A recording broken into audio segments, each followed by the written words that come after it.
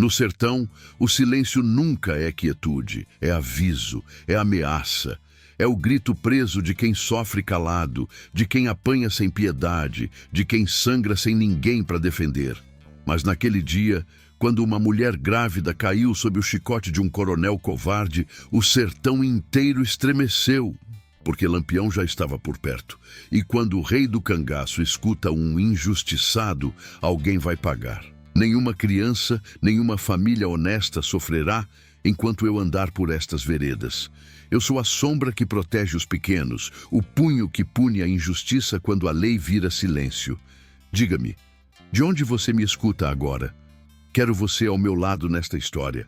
Juntos, faremos justiça onde o mundo virou as costas. Alguém vai pagar. O sol ainda nem tinha dado as caras quando o sertão começou a chiar baixinho, daquele jeito que só quem vive ali entende.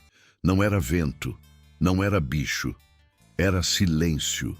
Um silêncio pesado, danado, que parecia avisar que coisa ruim estava para acontecer. No meio daquela vastidão seca de Pernambuco, entre Vila Bela e Floresta, a terra dormia inquieta, como se soubesse que naquele dia o mundo ia virar de cabeça para baixo. Rosalina, com seu barrigão de 7 meses, caminhava devagarinho pelo terreiro da fazenda Boa Esperança. O nome era bonito, mas de esperança ali não tinha nem cheiro. O coronel Silvério Batista mandava e desmandava como se fosse dono do céu, da terra e da alma de cada cabra que vivia ali. Era homem temido, daqueles que comprava voto com moeda de prata e fazia jagunço virar bicho feroz com um estalar de dedos. E quem não obedecia levava peia até pedir perdão. Rosalina conhecia bem aquele lugar. Tinha chegado menina ainda, fugindo da seca braba que levou meio mundo embora. Desde então, nunca teve descanso. Trabalhava de sol a sol, lavava roupa para um mói de gente, pegava água em pote pesado e ainda segurava as dores do corpo sem reclamar. Era forte, mas naquele dia acordou com o coração apertado. Sentiu o silêncio mais fundo que o normal, mais encabulado, como se dissesse: corra, fulô, que o dia vai ser grande. Mas ela tinha Tiago, seu marido. Tiago do Barro Branco, um matuto simples, trabalhador, desses que não sabe negar ajuda. Era o tipo de homem que carregava sorriso, mesmo levando desaforo de jagunço. Na noite anterior, beijou a testa dela e disse: se avexe não, mainha, nosso menino vai nascer forte que só. Ela sorriu encabulada, mas no fundo o medo estava ali, agarrado nela feito visagem.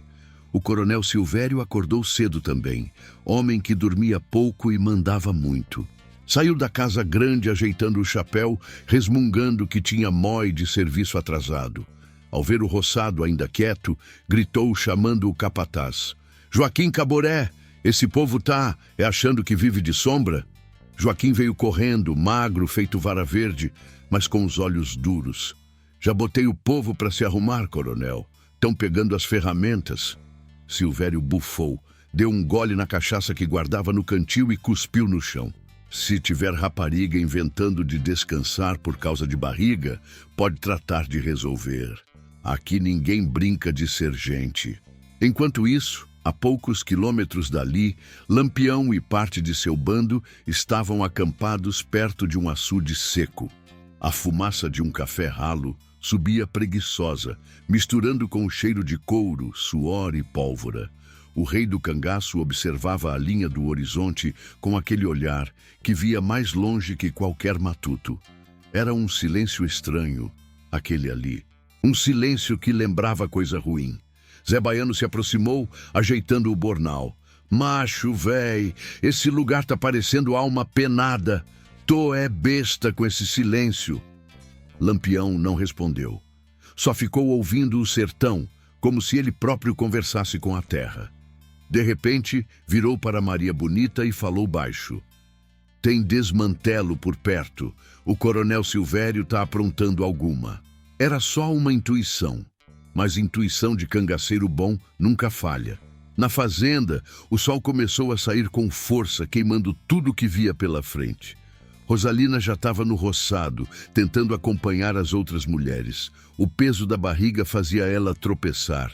Cada passo parecia que puxava o chão. Eita gota serena, murmurou, sentindo uma fisgada forte. Se avexe não, Rosalina, disse Dona Firmina, velha de mãos rachadas pela vida. Senta um cadinho. O coronel não precisa saber. Mas antes que Rosalina pudesse baixar, ouviu um grito atravessado.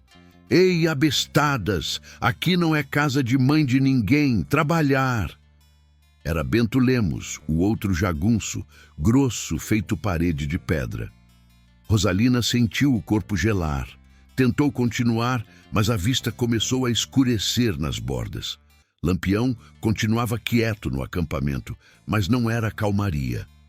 O bando sentia que ele estava se coçando por dentro. Tinha algo incomodando, algo que o sertão estava tentando contar. General, o senhor está muito calado, disse Batoré, ajeitando a carabina. Lampião respirou fundo, tirou o chapéu de couro e passou a mão no sovaco, secando o suor. Tem coisa errada. O sertão está camuflado demais hoje. Parece que esconde desgraça. Maria Bonita cruzou os braços, invocada. Se for Silvério, o danado está aprontando com gente inocente de novo. Lampião suspirou, olhando para o chão. Se for ele, não precisa de muito para saber. Onde Silvério pisa, a esperança mingua. Rosalina tentava cortar as espigas de milho. A mão tremia, os olhos ardiam.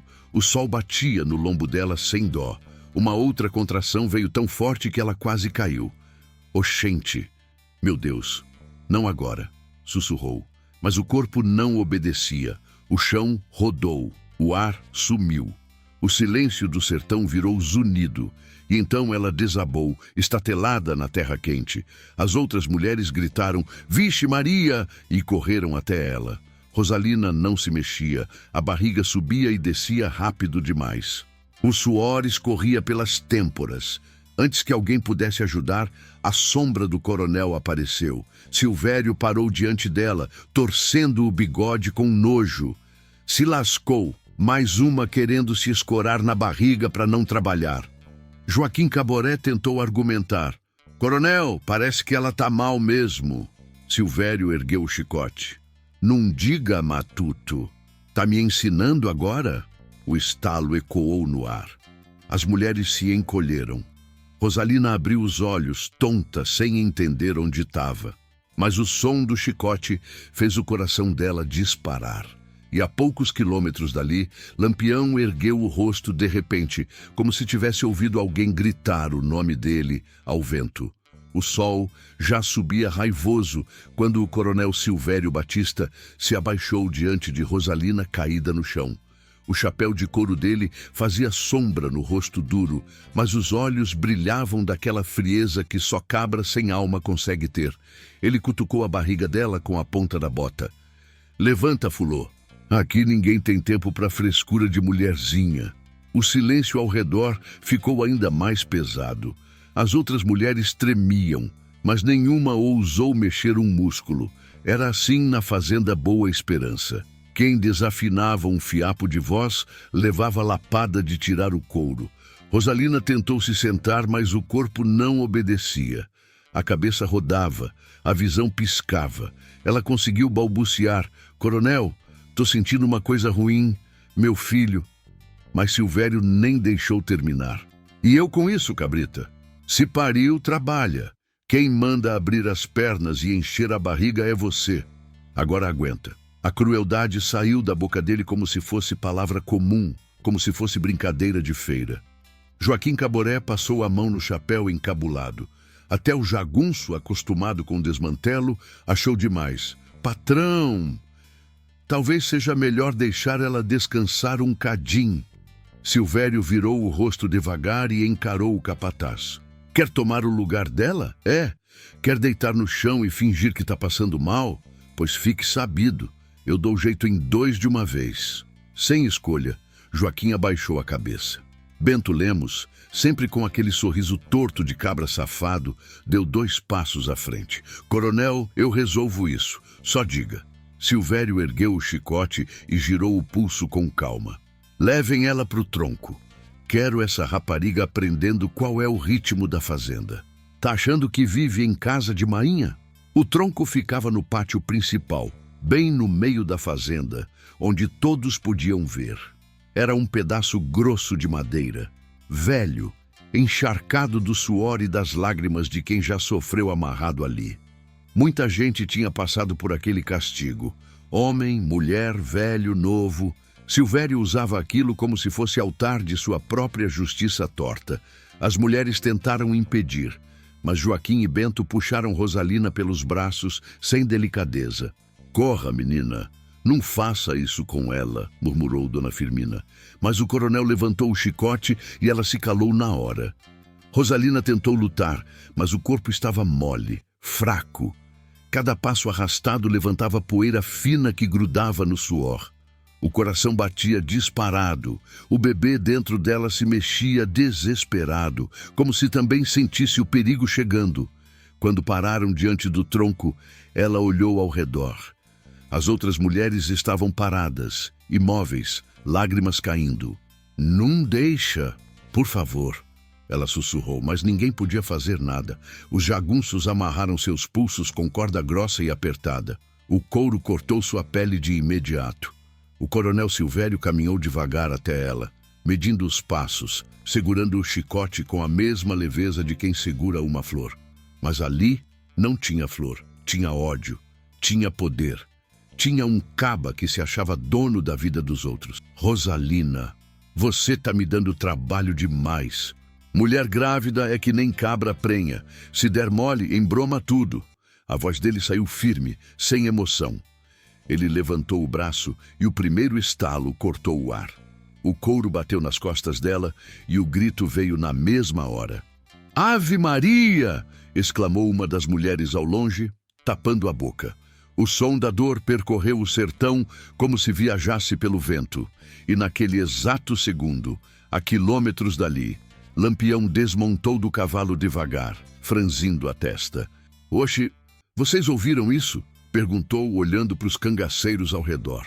Batoré coçou a barba. Ouvir o quê, capitão? Lampião fechou os olhos por um instante. Parece grito de mulher, grito preso, desses de quem está se lascando. Maria Bonita ajeitou o rifle no ombro. Capitão, se for coisa do Silvério, pode apostar que tem inocente apanhando. Enquanto isso, o chicote caiu outra vez. E outra, e outra. Rosalina gritava, mas a voz já estava rouca, falhando. O tronco tremia com o peso dela tentando se afastar, mas era impossível. O coronel sorria torto, como quem está fazendo serviço de rotina. É assim que aprende. Quem manda aqui sou eu. Se avexe não que o menino não morre por pouca coisa. Mas ele não sabia que o corpo dela já estava entrando em desespero. O calor, a dor, a humilhação, tudo ficou junto num mesmo ponto. E, de repente, Rosalina sentiu algo quente escorrer por entre as pernas. O sangue caiu devagar, fazendo um risco fino na poeira seca. As mulheres viram e começaram a chorar. Coronel, pelo amor de Deus, ela está perdendo o menino, gritou uma delas, sem conseguir se segurar. Silvério parou por um segundo, não por dó, mas porque percebeu que aquilo podia virar fuxico demais.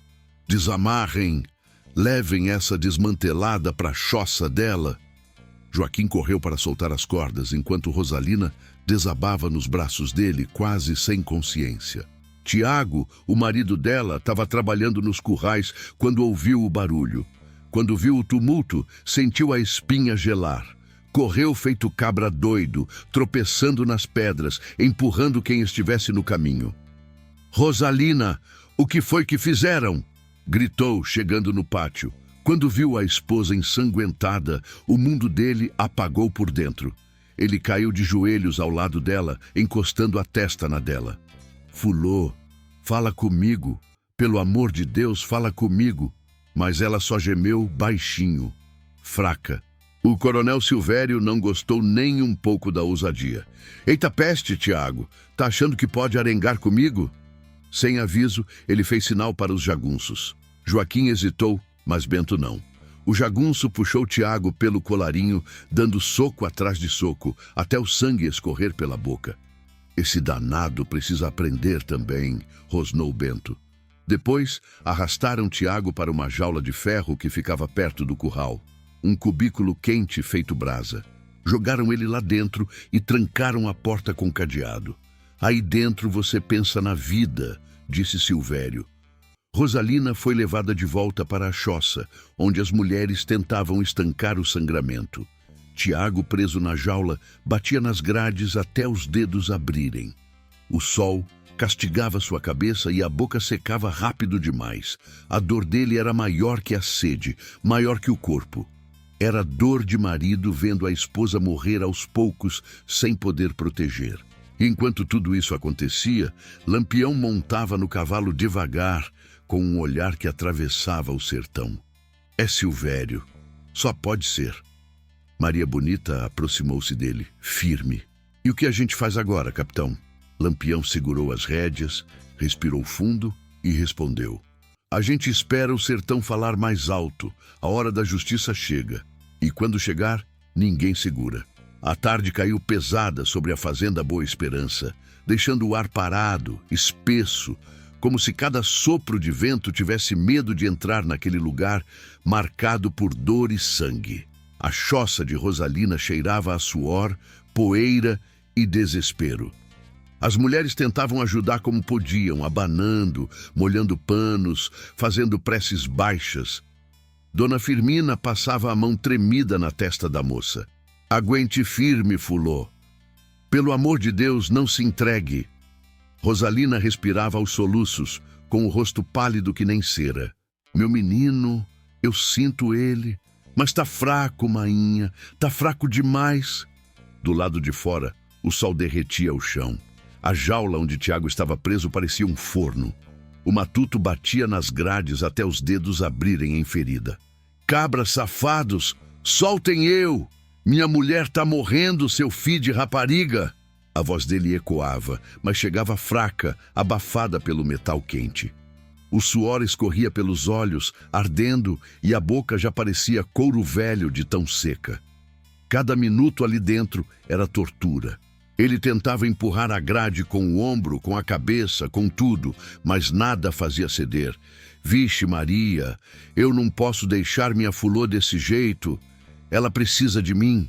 Enquanto isso, no pátio principal, o coronel Silvério Batista fumava tranquilo numa cadeira de madeira coçando o queixo.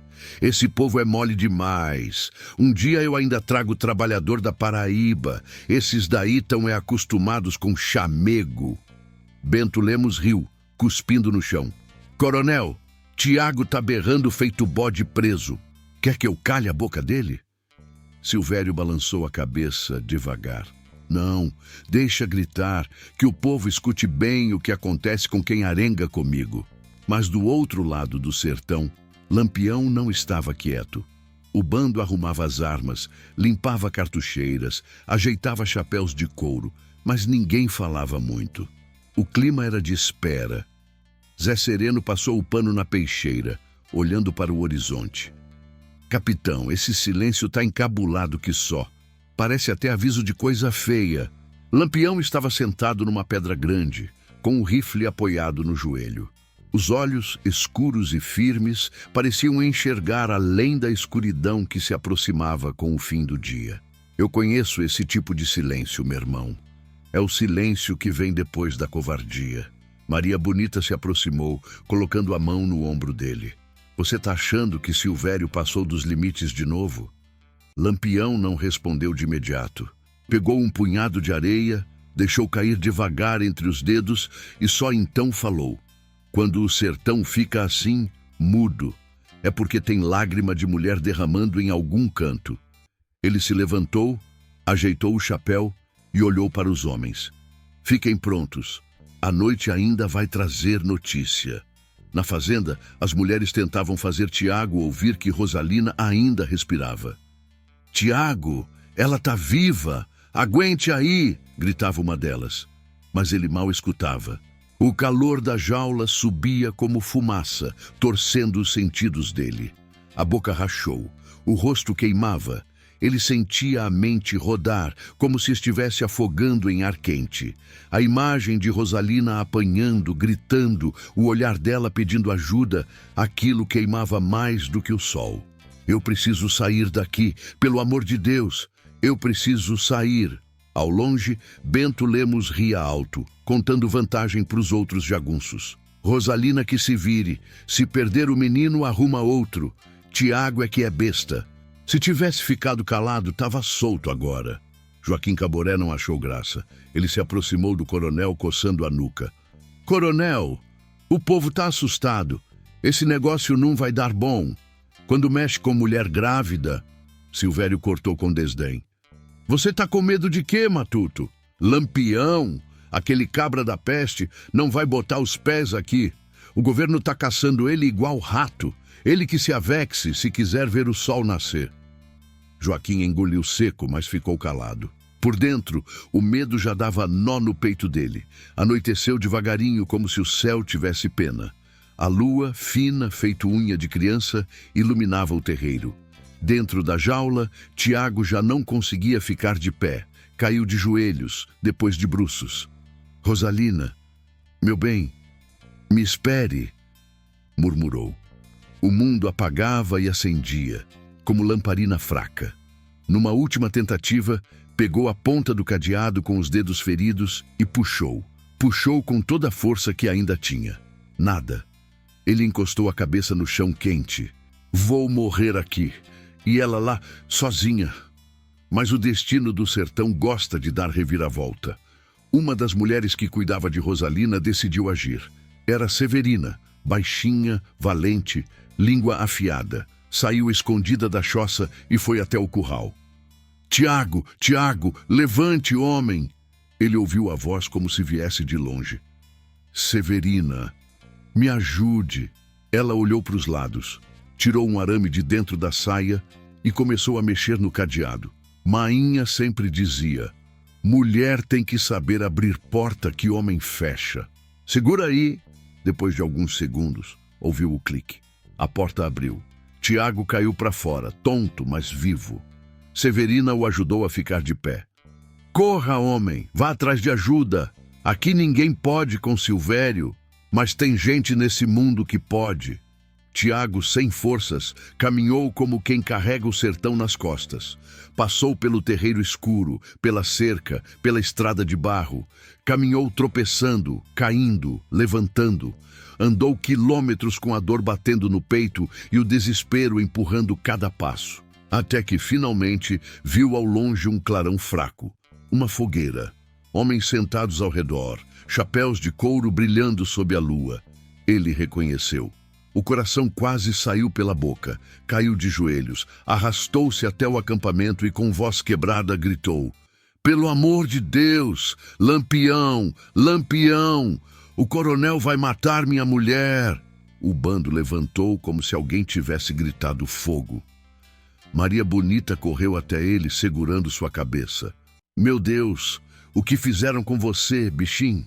Lampião deu 2 passos para frente, encarando Tiago com aqueles olhos que liam alma. Fale, Matuto. O que foi que Silvério Batista aprontou agora? Tiago chorou, soluçou, mas conseguiu dizer as palavras que mudariam o destino da fazenda. Ele amarrou minha mulher no tronco. Ela está perdendo o menino. Capitão, se avexe não. Mas, se o senhor não ajudar, ela morre. O silêncio que veio depois foi puro aço. Lampião respirou fundo. O peito subiu devagar. Depois ele falou, voz firme como faca amolada. Pois agora esse coronel vai aprender que o sertão não gosta de covarde. O silêncio que se formou depois do desabafo de Tiago parecia uma coisa viva, espessa, capaz de sufocar até o vento. Os cangaceiros, antes dispersos pela fogueira, se aproximaram devagar, como se o próprio sertão tivesse prendido a respiração. Lampião ficou em pé, imóvel, olhando Tiago com uma mistura de dureza e compaixão. O Matuto tremia, sujo de poeira, ferido, com sangue seco na boca e nos punhos.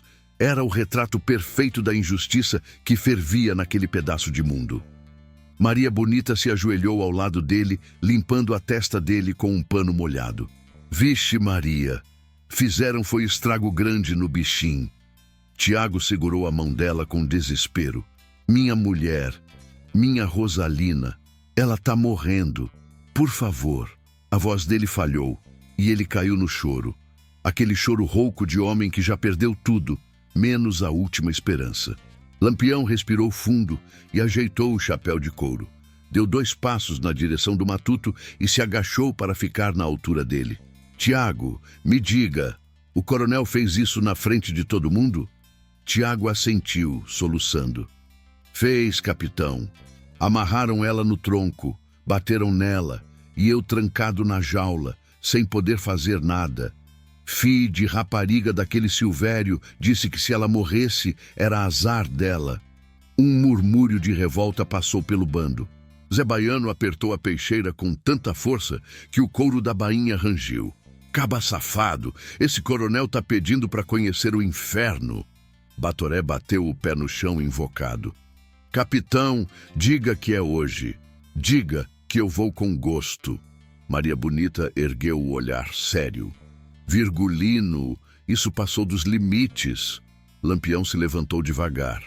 O corpo dele ganhou uma postura diferente, firme, pesada, como se naquele exato instante ele vestisse a farda invisível do justiceiro que o sertão conhecia tão bem. Ele virou para Tiago. Levante, homem! Os cangaceiros ajudaram o matuto a ficar de pé, mesmo cambaleando. Lampião colocou a mão no ombro dele. Eu lhe dou minha palavra. Enquanto eu pisar nesse mundo, nenhuma mulher vai apanhar de coronel sem ter resposta. Tiago chorou de novo, mas dessa vez foi de alívio. Ele tentou falar, mas a emoção embolou tudo. Lampião fez sinal com a mão. Maria, cuide desse homem. Zabelê, veja os ferimentos. O resto, comigo. O bando inteiro se levantou como se tivesse recebido uma ordem do céu. Homens ajustaram cartucheiras, amarraram lenços no pescoço, conferiram munição, apertaram arreios. A fogueira virou clarão, refletindo nos metais das armas, criando um brilho que parecia anunciar guerra. Era a divisão do norte do sertão, pronta para se mover. Mas Lampião não tinha pressa de sair. Ele caminhou para longe da fogueira, parando numa sombra onde a lua desenhava o contorno do chapéu dele no chão rachado. Zé Sereno o seguiu, mantendo distância respeitosa. Capitão, o que está pensando? Lampião ficou olhando as estrelas, quieto, por longos segundos. Silvério sempre foi danado, sempre tratou o pobre como se fosse bicho de carga. Mas agora ele mexeu com mulher grávida, e o sertão não perdoa isso. Zé Sereno cruzou os braços. As volantes da região vão correr atrás da gente se mexermos com ele. Lampião deu um sorriso curto, sem humor. Já correm. Sempre correram. Não muda nada. Ele virou o rosto para o amigo. Agora me diga, quando é que a gente virou cabra de se esconder de covarde? Zé Sereno respirou fundo e balançou a cabeça. Nunca, capitão, nunca. Enquanto isso, Maria Bonita ajudava Tiago a beber um gole d'água. Calma, homem. Se avexe não. Lampião não dá palavra em vão. Tiago fechou os olhos exausto. Ele vai ajudar minha Rosalina, né? Maria segurou o queixo dele com firmeza. Vai. E se tiver injustiça para ser quebrada, o capitão chega primeiro que qualquer volante. Minutos depois, Lampião voltou para a fogueira e ergueu a mão. O bando inteiro ficou em silêncio. Homens, escutem bem. Hoje a noite é longa, mas antes do sol amanhecer, a fazenda Boa Esperança vai sentir o peso da justiça. Houve um burburinho de excitação. E mais, ninguém toca fogo, ninguém mata inocente. A justiça vai ser limpa, como tem que ser. Quem errou vai pagar. Quem sofreu vai descansar. As palavras dele, fortes e diretas, acenderam algo nos homens. Era como se o sertão inteiro estivesse respirando junto deles. O vento soprou fraco, levantando poeira fina que rodeou os cangaceiros, como se estivesse se arrodeando para escutar. Lampião então virou para Tiago. Você vai nos guiar. Tiago arregalou os olhos assustado. Capitão, eu? Eu quase não consigo ficar em pé. Lampião assentiu. Por isso mesmo, porque quem ama conduz melhor que qualquer mapa. Ele estendeu a mão e ajudou o matuto a subir num cavalo. Se caçar força, pense nela. O bando se organizou, cada um sabendo exatamente seu lugar. Maria Bonita montou ao lado de Lampião, como sempre. Zé Baiano, Batoré, Zé Sereno, Jararaca, Azulão, todos prontos. A lua iluminava a cena como se fosse testemunha. Então, num gesto simples, Lampião puxou as rédeas. Homens, vamos! O galopar ecoou forte, quebrando o silêncio da noite. Era como trovão atravessando o sertão seco. As sombras montadas avançavam pela estrada de barro, levantando poeira atrás deles.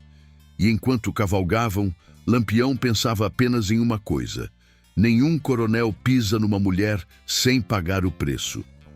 A distância entre o acampamento e a fazenda diminuía a cada segundo. O sertão parecia abrir caminho para eles, como se estivesse cansado da crueldade de Silvério Batista. E naquele momento, com a lua alta e o destino puxando as rédeas, a justiça do cangaço começou a se mover feita tempestade. A madrugada se abria inteira diante deles, enquanto os cavalos avançavam pela estrada de barro, deixando para trás um rastro de poeira que parecia fumarice de incêndio. O sertão estava silencioso, mas não era aquele silêncio morto de costume. Era um silêncio de espera, de respiração presa, como se cada pedra, cada mandacaru, cada folha seca soubesse que algo grande ia acontecer antes do sol nascer. Tiago, ainda tonto, tentava manter o corpo firme sobre o lombo do cavalo. A dor queimava nas costelas, mas a imagem de Rosalina sangrando o mantinha alerta. De vez em quando, a cabeça dele caía, mas Lampião, sempre atento, puxava a rédea do cavalo do matuto e dizia: se avexe não, homem. O sertão vai lhe dar força. Pense nela, pense no menino. E Tiago respirava fundo, puxando coragem de onde não tinha. Os cangaceiros cavalgavam em silêncio, cada um carregando sua própria raiva. O couro rangia, os rifles batendo contra as cartucheiras faziam um som seco, ritmado. Maria Bonita observava a paisagem, que se desfazia sob o luar. Virgulino, esse coronel é mais invocado que cobra em ninho. Ele não vai entregar fácil. Lampião deu um sorriso leve, mas sem alegria. Eu não espero que entregue. Espero que pague. Zé Baiano adiantou o cavalo, animado como quem espera festa. Capitão, Bento Lemos está lá ainda. Aquele filho de rapariga merece umas lapadas. Batoré cuspiu no chão. Se esse cabra me olhar torto, eu dou uma que ele vai tropeçar até na sombra. Jararaca, sempre calado, só murmurou: homem que bate em mulher não vale nem o couro que veste. Ao longo do caminho, algumas casas simples apareciam, iluminadas por lamparinas. Famílias inteiras estavam acordadas, como se pressentissem algo. Quando viam o bando se aproximando, não corriam. Ao contrário, saíam na porta, faziam o sinal da cruz e sussurravam: é Lampião, é ele mesmo. Graças a Deus. O nome do rei do cangaço corria como fogo em palha seca. E naquela noite era mais que medo, era esperança.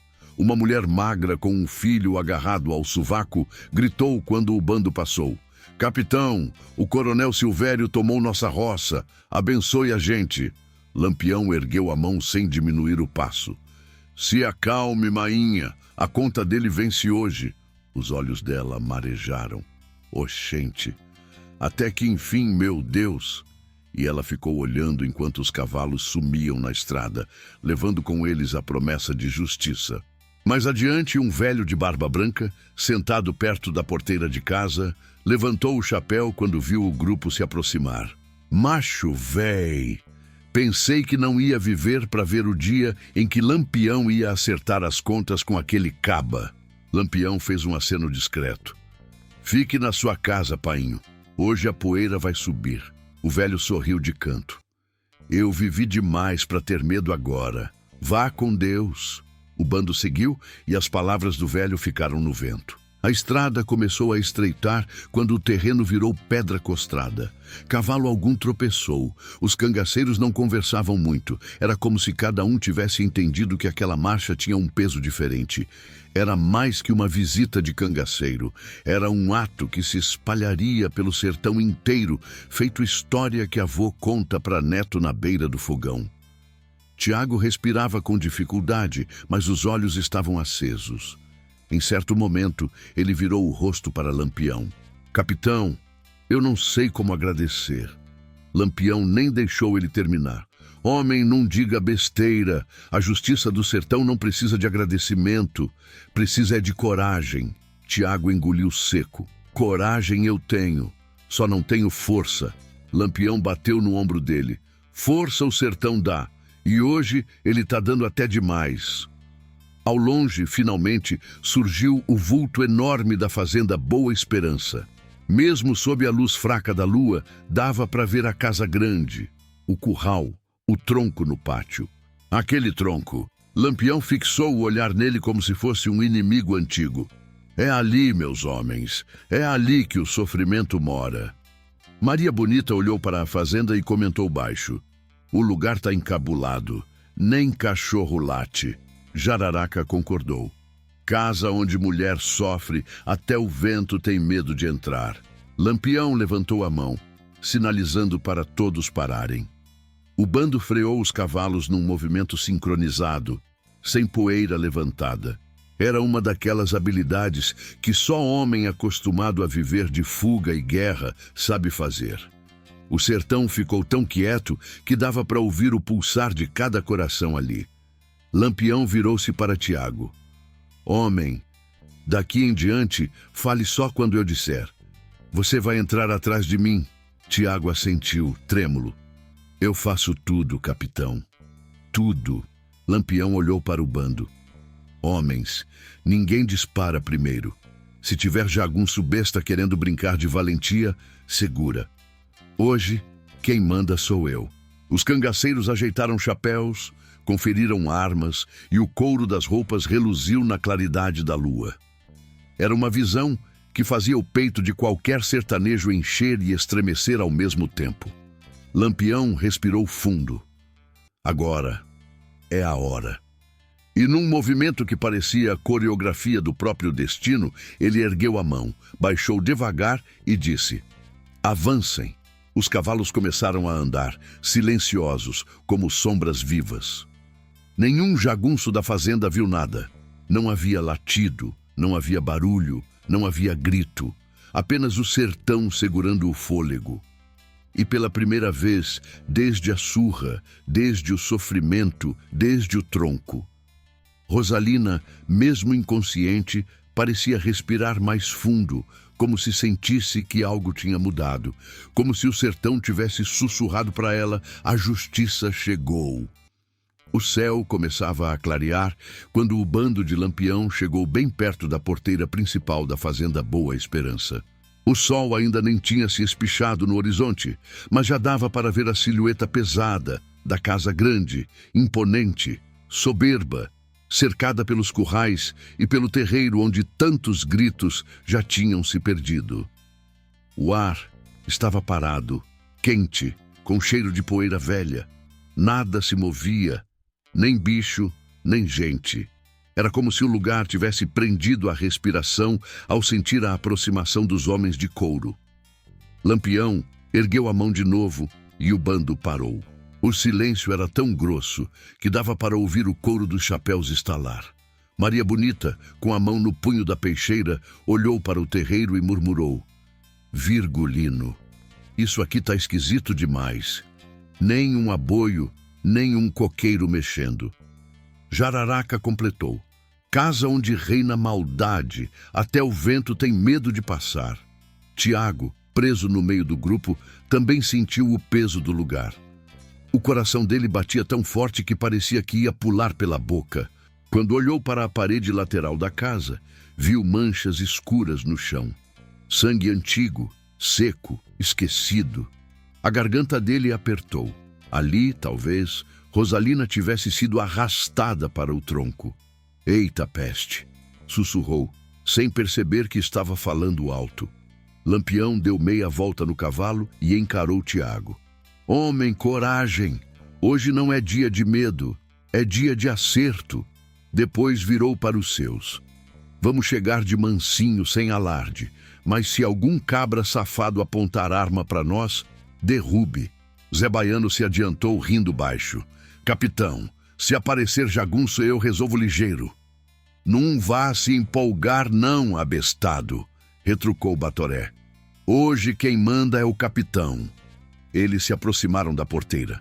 Lampião desmontou calmamente, como quem chega em casa. A madeira estava velha, mas firme. Ele empurrou devagar e o rangido ecoou como um grito preso. Aquilo foi o suficiente para o primeiro jagunço aparecer na varanda da casa grande. Era um cabra alto, cara amassada, olheiras fundas, cravejado de preguiça e maldade. Oxe, quem são vocês para entrarem aqui assim? Gritou o homem, ajeitando a espingarda no ombro. Lampião nem perdeu tempo respondendo. Olhou direto no olho do sujeito. Chame o coronel Silvério, disse. Diga que Virgulino Ferreira chegou e diga depressa antes que eu perca a vontade de falar. O jagunço empalideceu tanto que parecia ter visto alma penada. Desceu 2 degraus tropeçando, virou-se às pressas e entrou correndo na casa berrando pelo patrão. Maria Bonita deu uma risadinha curta. Ô bicho frouxo! Um grito e ele se mijava. Outro jagunço surgiu no curral, achando que ia resolver a situação. Um cabra recheado de soberba, camisa aberta no peito, chapéu torto. Vocês estão muito abusado. Isso aqui é terra de homem rico, não é lugar de bando arretado. Zé Baiano deu um passo à frente, apontou o rifle e falou tão calmo que até o vento parou para escutar. Cale a boca antes que sua valentia caia no chão. O homem ainda quis dizer algo, mas pensou melhor. Levantou as mãos e foi se encostando na parede. Lampião caminhou rumo ao terreiro como se estivesse em procissão. Os cangaceiros vinham atrás, abrindo espaço, ocupando tudo, enchendo o pátio com aquele cheiro de couro, pólvora e decisão. O sol finalmente começou a subir, dourando as roupas de gibão, como se chamuscasse fogo nas beiradas. Era uma visão que qualquer cabra da região reconheceria. A chegada dele significava mudança, para o bem ou para o inferno. Foi então que a porta da casa grande bateu forte e o coronel Silvério apareceu. Gordo, arrogante, camisa de algodão cara, cinto largo, botina lustrada. O homem veio descendo com raiva, peito estufado, como se estivesse acostumado a ser obedecido até pelo vento. Virgulino Ferreira? Perguntou, cuspindo a fumaça do charuto. Lampião serve, respondeu o cangaceiro, firme como se a palavra fosse pedra.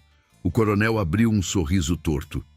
Tá pensando que pode entrar na minha fazenda assim? Eu mando aqui, cabra. Lampião deu um passo à frente. Não levantou arma, não ergueu a mão. Apenas encarou. Avisa tuas palavras para Rosalina, que está entre a vida e a morte. Avisa a Tiago, que quase morreu de peia.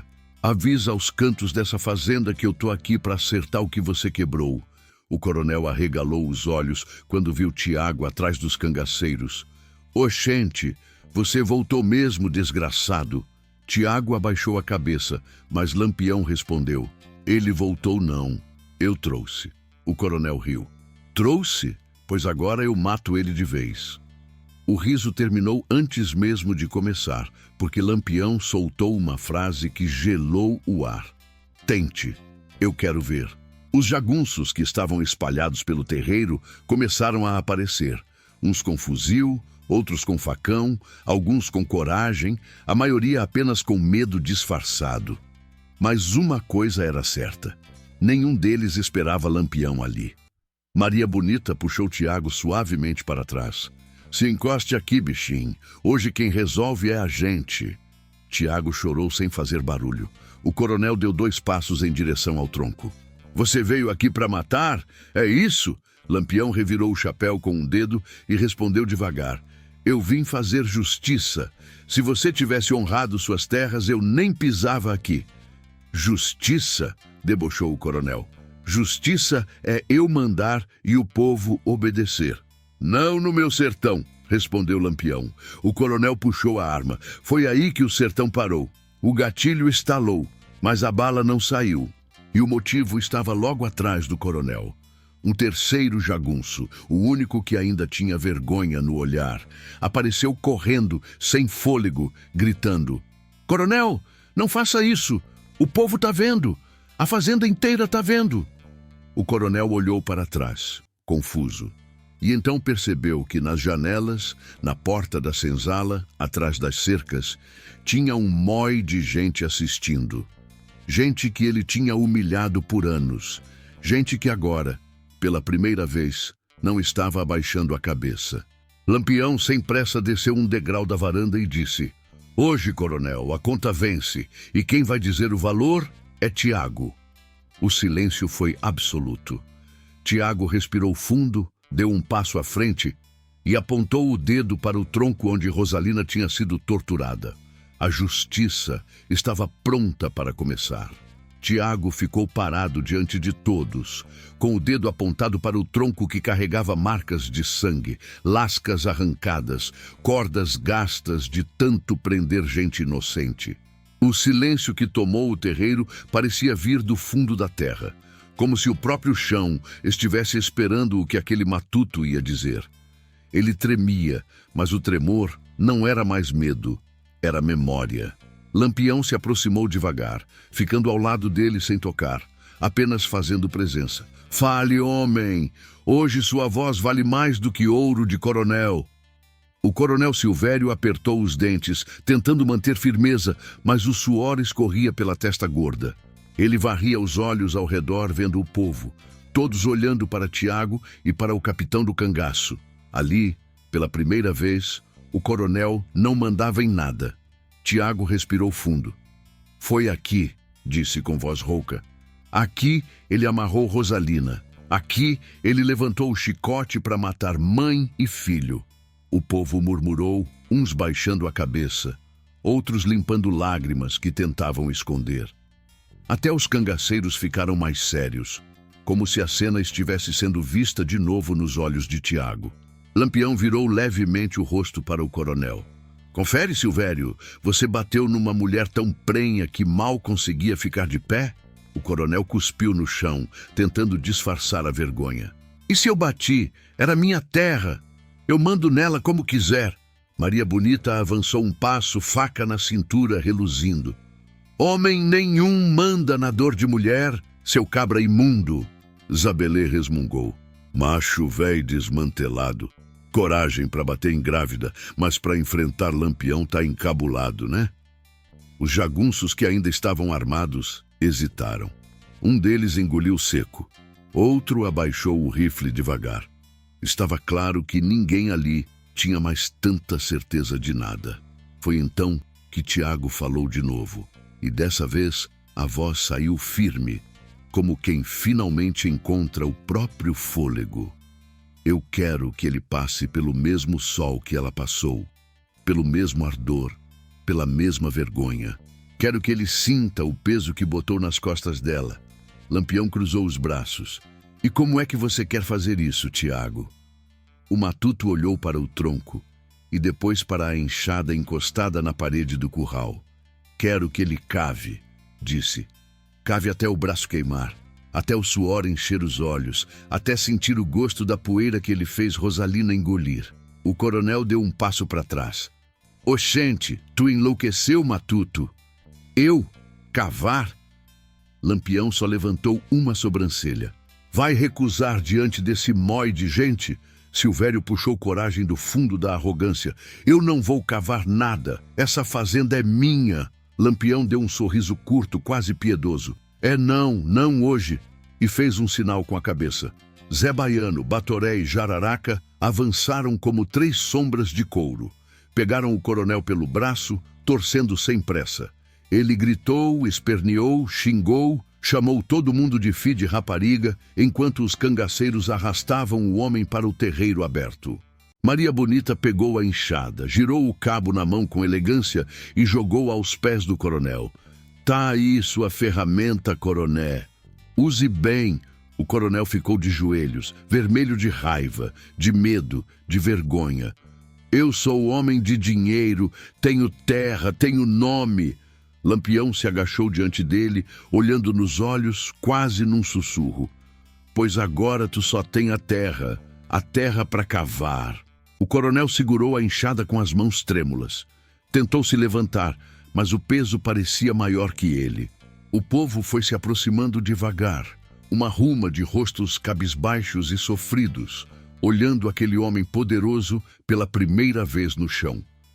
Tiago ficou atrás deles, olhando tudo com o peito apertado. Silvério levantou a enxada, bateu no chão com força.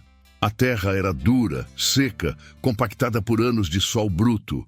Ele bateu de novo, e de novo, e de novo. A cada pancada, a respiração dele ficava mais pesada. A cada pancada, o suor virava rio descendo pela cara. A cada pancada, o povo lembrava mais das surras, do tronco, da fome. Um menino franzino, com olhos fundos, murmurou: Painho morreu por causa dele. Uma mulher com braço marcado completou: E Mainha perdeu o neném por causa dessas peias. Outra disse: Eita gota, só assim para eu ver esse cabra pagando alguma coisa. O coronel escutava e tentava ignorar, mas as palavras eram mais pesadas que a enxada. Lampião observava tudo calado, apenas controlando a cena com a postura. Maria Bonita cruzou os braços. Se avexe não, coroné, a terra não vai fugir. Jararaca riu. Mas tu vai cair logo se continuar com essa frescura.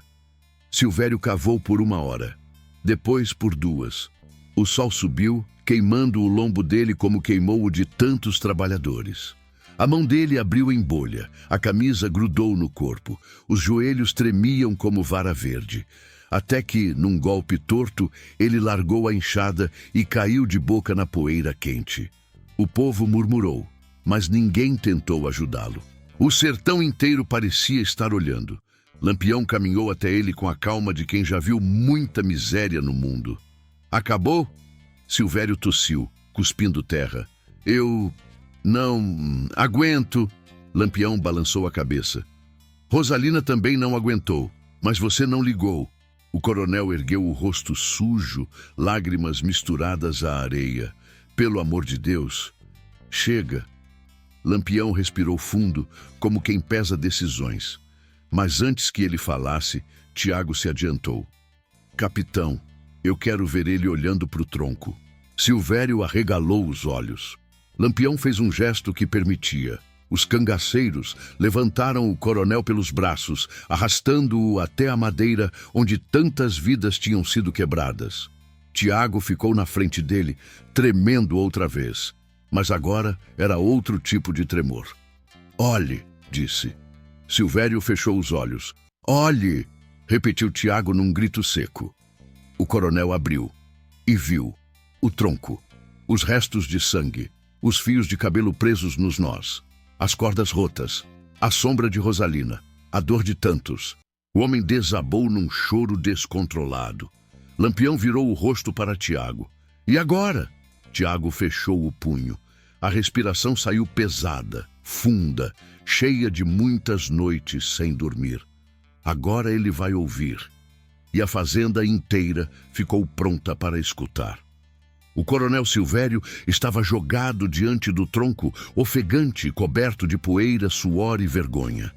O povo, antes encolhido pelo medo, agora formava um círculo em volta dele.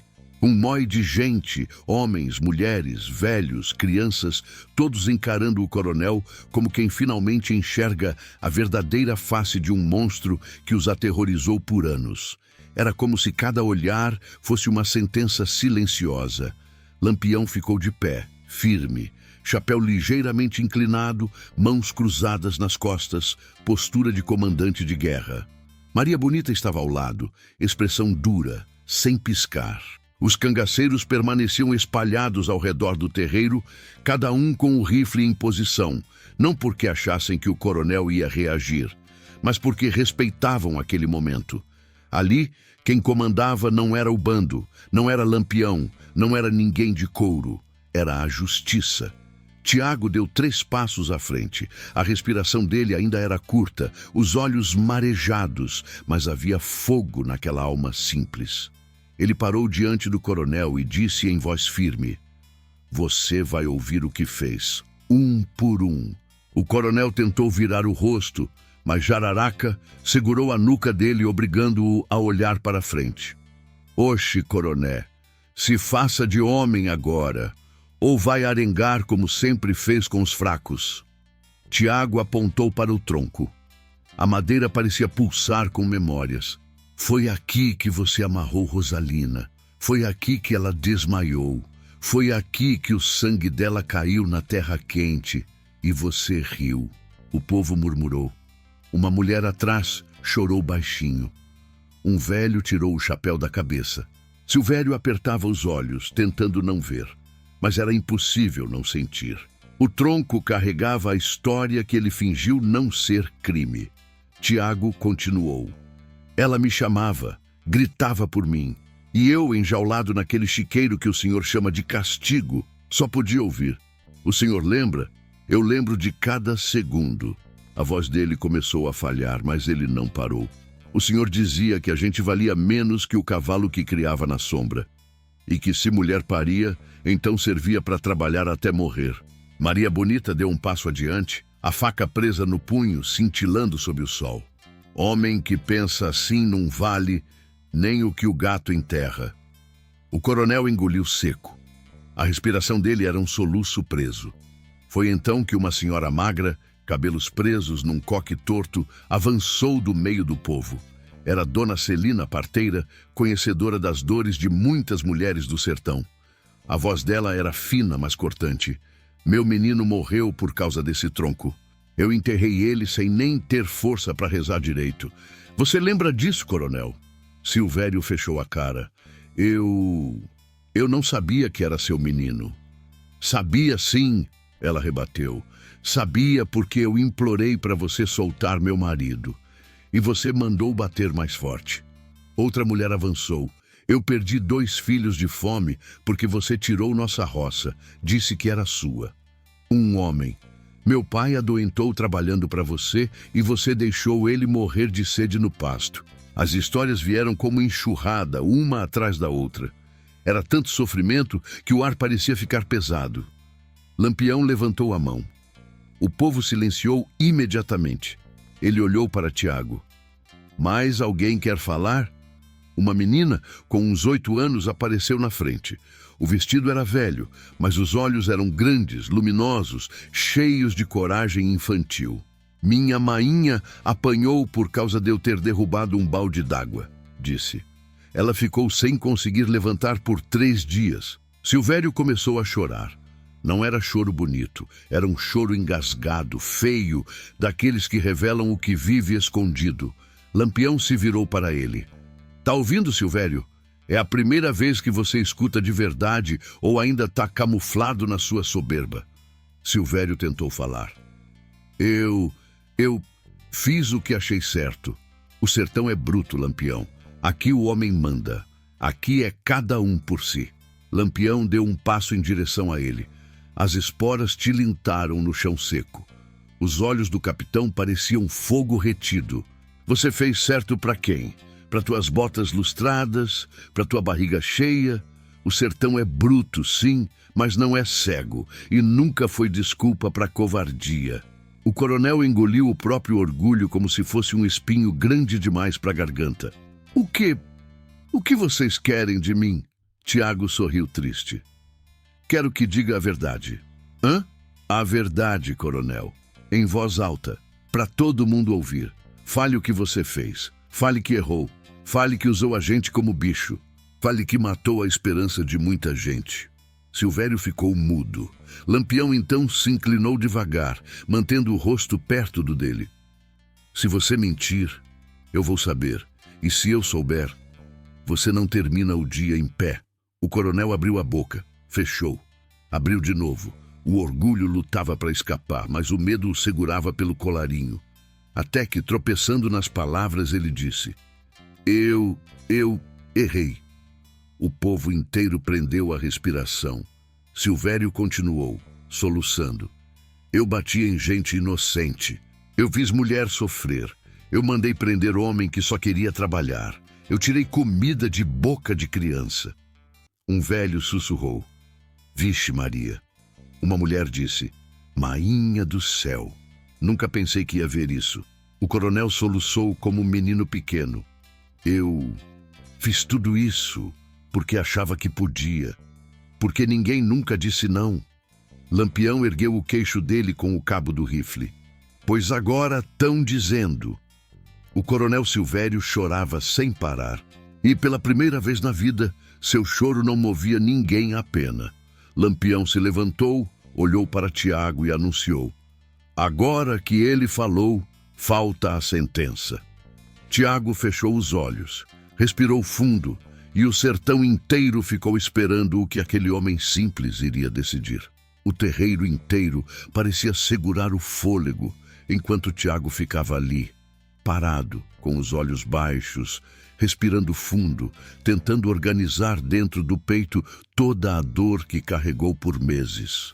O silêncio era tão pesado que até o vento decidiu ficar quieto, como se o próprio sertão estivesse esperando pela decisão daquele homem simples que nunca imaginou ter tanto peso nas mãos. Lampião não disse nada. Apenas observava, firme, respeitando o tempo de Tiago, como quem entende que certas feridas só falam quando querem. Ao lado dele, Maria Bonita encarava o coronel Silvério como quem olha para um bicho perigoso finalmente sem garras. Zé Baiano fungou, impaciente. Jararaca mastigava um talo de capim, como se estivesse vendo o desfecho de um julgamento antigo. Tiago ergueu o rosto devagar.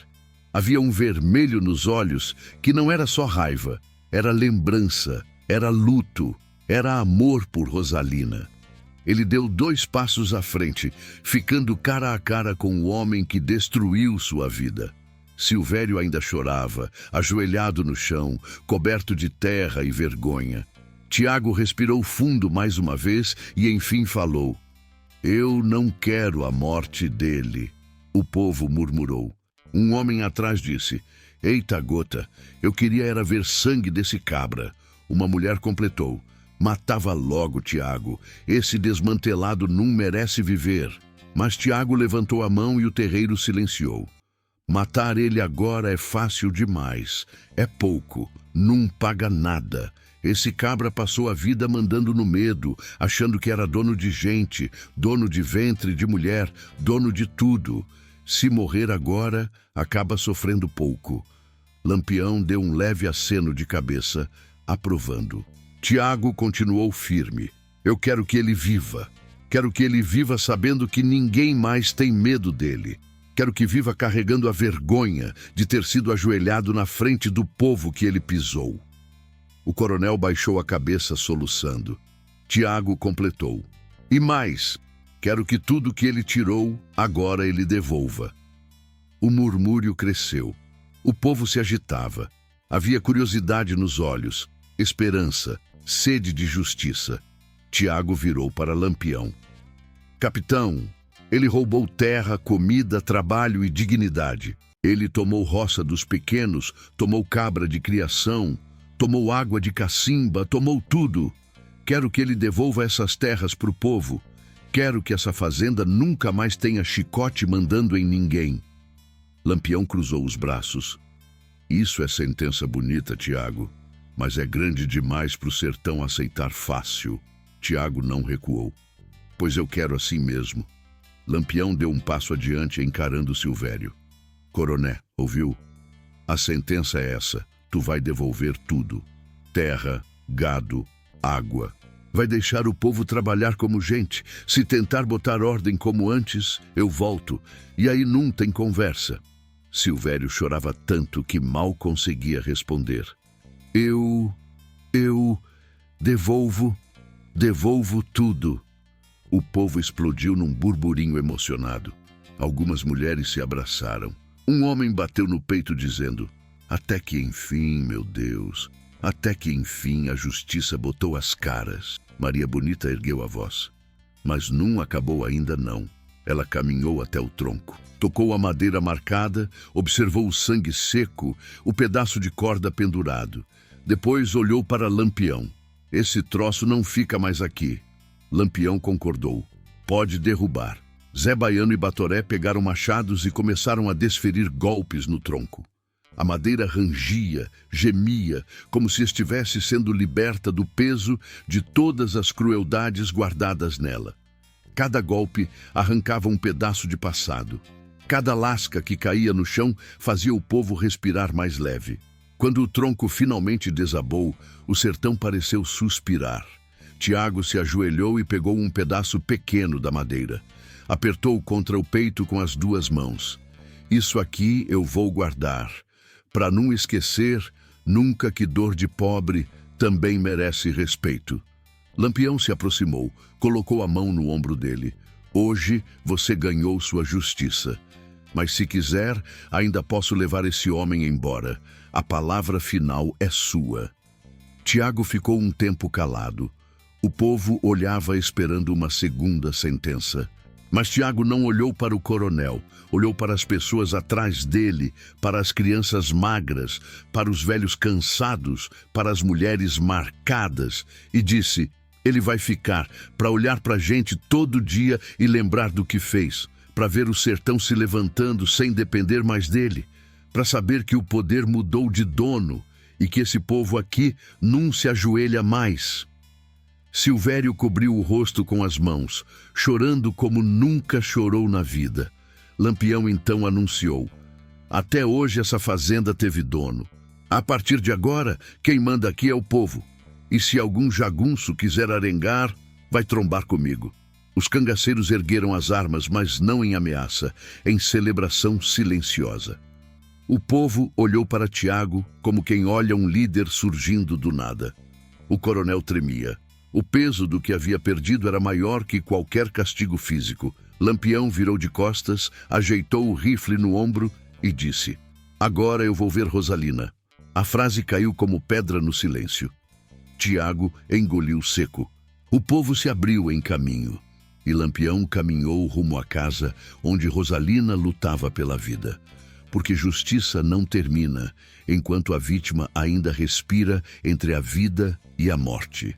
Lampião caminhava com passos firmes, rumo à casa simples onde Rosalina estava deitada.